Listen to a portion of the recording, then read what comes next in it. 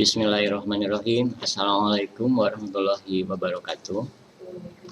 Anak-anakku, pada pertemuan kali ini Bapak akan menjelaskan mengenai kewenangan lembaga-lembaga negara menurut Undang-Undang Negara Republik Indonesia tahun 1945.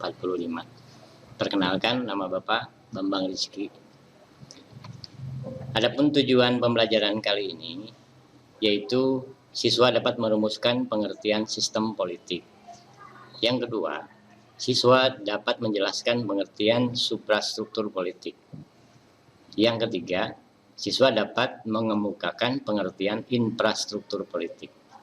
4. Siswa dapat mengklasifikasikan infrastruktur politik di Indonesia. Nah, kewenangan lembaga-lembaga negara menurut Undang-Undang Dasar Negara Republik Indonesia tahun 1945, materinya terdiri atas dua. Jadi kita akan bagi menjadi dua pertemuan. Pertemuan yang pertama atau pertemuan kali ini, Bapak hanya akan membahas mengenai suprastruktur politik dan infrastruktur politik.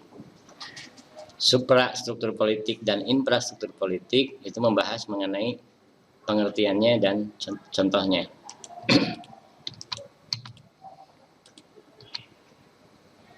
Kita lihat suprastruktur politik, pengertiannya. Tapi sebelum ke pengertian suprastruktur politik dan infrastruktur politik, kita lihat dulu pengertian sistem politik. Menurut Rusadi Kantaprawira, sistem politik merupakan berbagai macam kegiatan dan proses dari struktur dan fungsi yang bekerja dalam suatu unit dan kesatuan yang berupa negara atau masyarakat. Yang kedua, menurut Sri Sumantri, pengertian sistem politik adalah kelembagaan dari hubungan antara manusia yang berupa hubungan antara suprastruktur dan infrastruktur politik. Jadi, pengertian suprastruktur dan infrastruktur politik dapat dikatakan sama dengan pengertian sistem politik.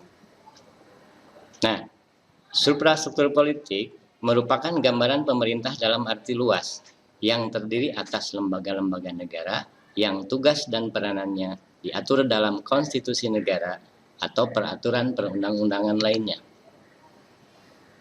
Nah, yang termasuk ke dalam suprastruktur politik yaitu lembaga tinggi negara. Ada BPK, Presiden, DPR, MPR, DPD, MA, MK, dan Komisi Yudisial. Kemudian, pengertian infrastruktur politik adalah kelompok-kelompok kekuatan politik dalam masyarakat yang turut berpartisipasi secara aktif. Nah, apa yang termasuk ke dalam infrastruktur politik?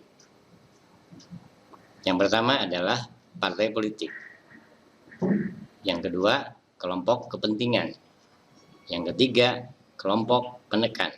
Yang keempat, media komunikasi politik.